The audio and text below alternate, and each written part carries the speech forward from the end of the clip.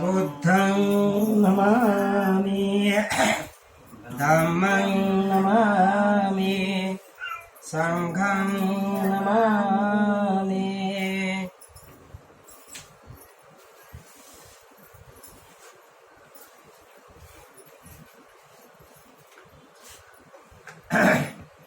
नमो तस्स भगवतो अरहतो सम्मा सम्बुद्धस्स।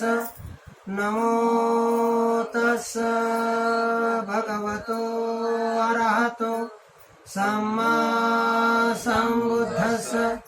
नमो तस्स भगवतो अरहतो सम्मा सम्बुद्धस्स। बुद्धं शरणं गच्छामि धम्मं शरणं गच्छामि संघं शरणं गच्छामि।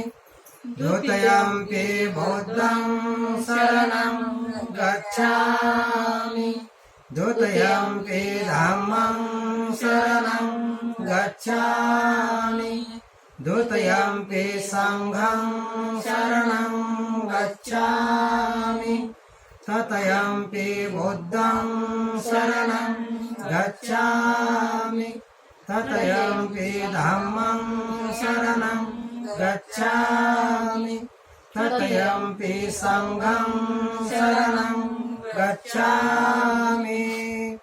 पाणातिपाता सिक्खापदं समादियामि आदिन्नादाना वीरमणि सिक्खापदं समादियामि। कामेष्वमेच्छाचारा वीरमणि सिक्खापदं समादियामि। मुसावादा वीरमणि सिक्खापदं समादियामि। सुरामेरयमद्यपमादठाना वीरमणि सिक्खापदं समादियामि। साधु साधु साधु। जगत वंदने जगद्गुरु महाकरुणे भगवान बुद्ध बोधिसत्व डॉक्टर बाबासाहेब आंबेडकर यांच्या पावन मूर्तीला आचार विचाराला पंचांग प्रणाम करून द बुद्धिस्ट सोसायटी ऑफ इंडियाचे संस्थापक डॉक्टर बाबासाहेब आंबेडकर तमाम बोधाची मातृसंस्था मातृस्थानी महाउपासिका मीराताई आंबेडकर यांच्या वायुगतीने चाललेल्या कार्याला वंदन। कार्याध्यक्ष भीमरावजी आंबेडकर, संस्थेचे सल्लागार बाळासाहेब आंबेडकर यांनाही माझा सविनय जय भीम। उपस्थित अनुपस्थित किंवा जो कोणी पाहत असतील त्या सर्वांना माझा सविनय जय भीम। नेहमीप्रमाणे आज या ठिकाणी आपण भगवान बुद्ध आणि त्यांचा धम्म डॉक्टर बाबासाहेब आंबेडकर लिखित या ग्रंथाचे आपण पठण आणि श्रवण करत आहोत। तेव्हा कृपया दर दिवस नियमितप्रमाणे हा 1 तासाचा भाग यूट्यूबवरती देण्यात येत आहे, ते कृपया वर्षावास ग्रंथवाचन टाईप करून सबस्क्राईब करून हा रोजच्या रोज हा भाग पाहावा। तेव्हा आजचा जो भाग आहे तो म्हणजे भिक्खू आणि तपस्वी याच्यातील हा उर्वरित भाग आहे, आपण ते पाहणार आहोत। भिक्खू आणि तपस्वी यामध्ये समजा काय फरक आहे ते भगवंताने या ठिकाणी सांगितले, आपण ते पाहूया।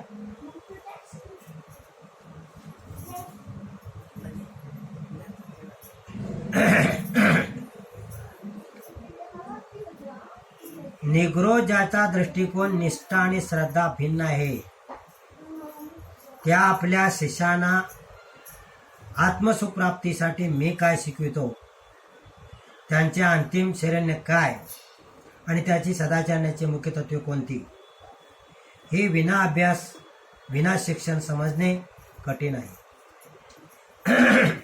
भगवंताने त्या निवृत्ताला सांगितले की जे भिक्षू आहेत त्या भिक्षूला किंवा कोणाला जर शिकायचं म्हटलं तर त्याच्यासाठी मला काय करावं लागतं की पहिले त्याला अभ्यास द्यावा लागतो आणि ते विना शिक्षणाविना ते समजू शकत नाही. आणि माझा धर्माचा मुख्य उद्देश म्हणजे काय, सदाचरण हे मुख्य तत्व आहे आणि ते विना अभ्यास आणि विना शिक्षण समजणे कठीण आहे असं भगवंत काय म्हणत आहे त्या निवृत्ताला सांगत आहे. परंतु निवृत्त तो आपल्या स्वतःच्या सिद्धांताविषयी आणि खडतर जीवनश्रेष्ठाविषयी मला प्रश्न विचार. भगवंताने त्याला सांगितले तू असा प्रश्न विचार, स्वतःच्या श्रेष्ठाविषयी आणि खडतर जीवनाविषयी मला समजा तो प्रश्न विचार असं भगवंताने त्या निवृत्ताला सांगितलेलं आहे. आत्मपिढीपासून काय साधले आणि काय साधत नाही याविषयी मला प्रश्न विचार. भगवंत म्हणाले की वा आत्मपिढीपासून काय साधले आणि काय साधत नाही याविषयी मला प्रश्न कर असं भगवंताने त्या निगृधाला सांगितलं. त्यावर निग्रोध भगवंतांना म्हणाले, काय म्हणाले बघा, भगवंत आम्ही आत्मक्लेशाचे तप करतो, आमच्या मते आत्मक्लेश अत्यावश्यक आहे म्हणून आम्ही त्याचा स्वीकार करतो, त्यापासून काय साध्य आणि काय साधत नाही हे सांगा. वृद्धानं भगवंताला सांगितलं की आम्ही आत्मक्लेशाचे तप करतो, पण त्यापासून काय साध्य होते आणि काय साध्य होत नाही हे तुम्ही आम्हाला सांगा. आता भगवंताने तर समजा स्वतः अशा प्रकारची 6 वर्षे खडतर तपश्चर्या केलेलीच होती. तेव्हा भगवंत त्याला सांगतात बघा, भगवंत काय म्हणतात बघा, निगृधा कल्पना कर की एक परिवर्जक वस्त्ररहित फिरतो, त्याला काही विशिष्ट वाईट सवयी आहेत. तो आपले हात चाटतो, आपल्याकडे येणाऱ्यांना मान देत नाही, त्याच्यासाठी मुद्दा मांडलेले किंवा तयार केलेले तो काही घेत नाही, आमंत्रणे स्वीकारत नाही. ज्यात अन्न शिजवले आहे त्यात भांड्यातले उंबरट्याच्या आत ठेवलेले उकळलेले काट्याकुटासारखे जात्यातले वगैरे काही घेत नाही. त्याचप्रमाणे एकत्र भोजन करीत असलेल्या 2 माणसाचे, गर्भवती स्त्रीचे, बाळातनी जवळचे आणि संभयुक्त स्त्री जवळचे, दुष्काळातले, कुत्राजवळ असला तरी तेथले त्या ठिकाणी माशा फणफणत आहेत, तेथले अन्न ते स्वीकारत नाही. भगवंत म्हणाले की निवृत्ता तुमचे जे तपस्वी जे आहेत, आता हे सांगितले अशा प्रकारच्या अन्न ते स्वीकारत नाही की बाबा ती गर्भवती स्त्री आहे आणि बाळातील स्त्री आहे, दुष्काळातले की जवळ कुत्रा आला, तिथं माशा जर दिसल्या तरी तिथले समजा अन्न कोणी आणलेलं असलं तर ते अन्न काय लोक घेत नाहीत. हे कोण, तर तुमचे परिवर्तक असं भगवंत त्याला म्हणाले. मत्स्य, मांस, तीव्र मादक पेय किंवा पेज घेत नाही असा तो प्रयोजक असेल, तो कदाचित एकाच घरचे मागणारा, एकच घास खाणारा किंवा 2 घरी मागणारा 2च घास खाणारा, 7 घरी मागणारा 7 घरी खाणारा असेल तो 1-2 अथवा 7 दानावर उपजीविका करत असेल, तो प्रति दिवशी एकदाच किंवा 2 दिवसातून एकदा किंवा 7 दिवसातून एकदा अन्नभक्षण करीत असेल, अशा रीतीने नियमाप्रमाणे अर्ध्या महिन्याच्या अंतराने अन्न सेवन करण्याची त्याची पद्धत असेल, तो शाक अथवा वनात उगवणारे तांदूळ अथवा निवार बीजे अथवा चमड्याचे तुकडे अथवा आठा अथवा भाताचा कोंडा, भाताचे पीठ अथवा कणी अथवा तेलबीजे अथवा गवत अथवा गायीची शेण अथवा रानातील वाऱ्याने पडलेली फळे फुले खाऊन तो राहत असे. तो जाडेबर्दे डागाचे कापड अथवा प्रेतावरून फेकून दिलेल्या चिंध्या अथवा तिरिठा, झाडाची वल्कले म्हणजे झाडाची पाने अथवा काळविटाची कातडी अथवा कुशतंतू हे साळीच्या ह्याच्यात ते समजा ते अथवा मनुष्य केसापासून अथवा घोड्याच्या केसापासून बनवलेले कांबळे अथवा घोबड्याच्या केसापासून बनवलेले कपडे वापरीत असेल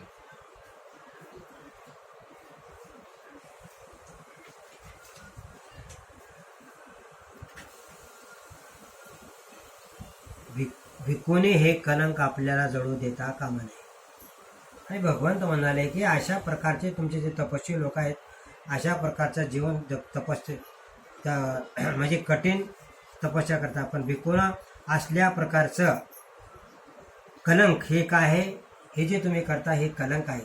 तर असल्या प्रकारचा कलंक भिक्खूंनी समजा करू नये असं भगवंत म्हणाले. आता भिक्खू आणि ब्राह्मण, आता भिक्खू आणि ब्राह्मण यामधील काय साम्य आहे, काय भेद आहेत भगवंतानं सांगितलेले आहे. आता आपण काय ऐकलं की भिक्खू आणि समजा तपस्वी यामधील भेद पाहिला. आता काय आहे भिक्खू आणि ब्राह्मण. भिक्खू आणि ब्राह्मण हे एकच काय, या प्रश्नाचे उत्तर नकारार्थी आहे. भिक्खू आणि ब्राह्मण समजा दोन्ही सारखेच आहेत का, तेव्हा याचं उत्तर काय आहे नकारार्थी, म्हणजे ते एकसारखे नाही. या विषयावरील चर्चा कोणत्याही एका ठिकाणी आलेली नाही, ती सर्वत्र विखुरलेली आहे. परंतु भिक्खू आणि ब्राह्मण यामधील भेद सारांश रूपाने असे देता येतील. ब्राह्मण हा पुरोहित असतो. जन्म, विवाह, मृत्यू याचे अनुषंगिक संस्कार करणे हे त्याचे मुख्य कार्य होय. ब्राह्मण हा पुरोहित असतो. जन्म, विवाह, मृत्यू याचे अनुषंगिक संस्कार करणे हे त्याचे समजा मुख्य कार्य असते. ब्राह्मणाचं कार्य काय असते, समजा तो कोणाचा विवाह म्हणजे जन्म झाला त्याचा विधी, मृत्यू झाला त्याचा विधी, अशा प्रकारे समजा त्या ब्राह्मणाचं कार्य असतं. माणसाला जन्मजात पाप चिकटलेले असते आणि त्याचे विधीपूर्वक प्रक्षालन करणे आवश्यक आहे व कल्पनामुळे त्याप्रमाणे समजा ईश्वर आत्मा या सिद्धांतावर श्रद्धेमुळे संस्कार आवश्यक ठरले. चा ब्राह्मण त्या ठिकाणी सांगायचं की समजा माणूस जन्मता समजा पाप घेऊन येतो आणि त्याप्रमाणे ईश्वर आहे, आत्मा आहे, परमात्मा आहे, या श्रद्धेमुळे समजा तो ज्या ज्या काय समजा आवश्यक अशा गोष्टी असतील त्या गोष्टी समजा तो या श्रद्धेमुळे समजा तो सांगतो असतो. या संस्कारासाठी पुरोहिताची आवश्यकता असते आणि अशा प्रकारचे जे संस्कार आहेत तर याच्यासाठी समजा ब्राह्मणाचीच आवश्यकता असते. उलट पक्षी भिक्खू हा जन्मजात पाप, ईश्वर, आत्मा यावर विश्वास ठेवित नाही. भिक्खू जन्म, जात आणि पाप, ईश्वर आणि आत्मा या गोष्टीवरती विश्वास ठेवित नाही. यामुळे संस्काराचे कारण समजा उरत नाही. जर भिक्खू लोक या गोष्टी विश्वास ठेवत नाही तर समजा त्याच्यावर संस्काराचे कारणच उरत नाही. म्हणून भिक्खू पुरोहित होत नाही. म्हणून भिक्खू हा पुरोहित म्हणजे ब्राह्मण होत नाही. ब्राह्मण हा जन्माने ब्राह्मण असतो, भिक्खू हा बनावा लागतो.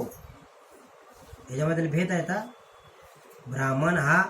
ब्राह्मण घरात जन्माला की तो ब्राह्मण, पण भिक्खू हा बनावा लागतो.